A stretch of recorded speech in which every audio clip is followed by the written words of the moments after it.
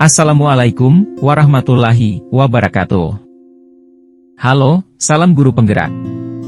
Saya Hamzah, calon guru penggerak angkatan 10, dari SMA Muhammadiyah Pinrang, Provinsi Sulawesi Selatan.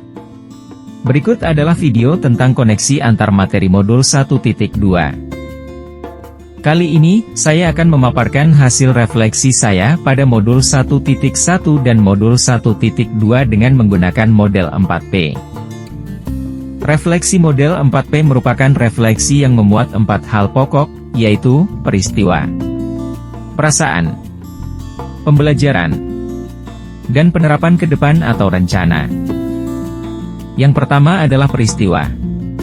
Momen yang paling penting, atau menantang, atau mencerahkan bagi saya dalam proses pembelajaran modul 1.1 hingga modul 1.2 adalah setelah melalui serangkaian kegiatan, dan menyelesaikan tugas hingga aksi nyata, saya akhirnya memahami bahwa pendidikan bukan hanya tentang transfer pengetahuan, tetapi juga pembentukan karakter dan keberdayaan individu.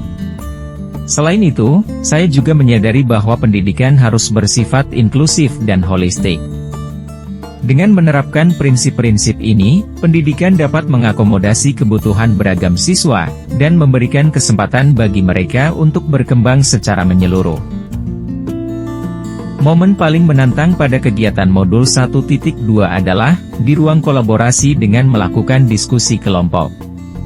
Pembelajaran di modul 1.2 mencerahkan pemahaman saya tentang nilai yang harus dimiliki oleh seorang guru penggerak, dan peran yang harus dijalankan ke depan untuk kemajuan pendidikan.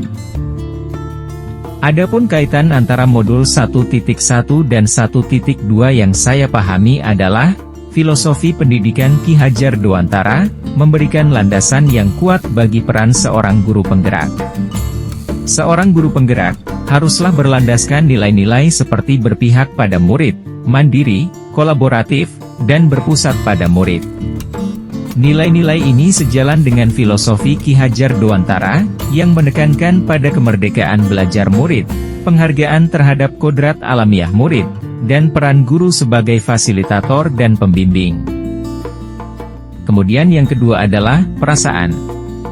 Saat momen itu terjadi, saya merasa seperti bagaikan salah satu dari orang yang beruntung, karena mendapatkan warisan intelektual yang sangat menunjang peran saya sebagai pendidik. Saya merasa terinspirasi dan termotivasi untuk menerapkan filosofi dan nilai-nilai tersebut dalam praktik pembelajaran saya sehari-hari, agar murid tidak hanya berkembang dalam aspek akademis, tapi juga karakter dan budi pekerti.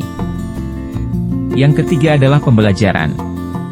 Sebelum momen tersebut terjadi, saya berpikir bahwa tugas seorang guru adalah sekedar mentransfer ilmu, di mana tingkat keberhasilan dilihat dari ketercapaian nilai murid pada KKM. Saya juga berpikir bahwa, dalam proses pembelajaran semua murid mesti mendapatkan perlakuan yang sama. Sekarang saya berpikir bahwa, dalam proses pembelajaran, membentuk manusia yang utuh secara fisik, emosional, intelektual, dan spiritual adalah hal yang utama.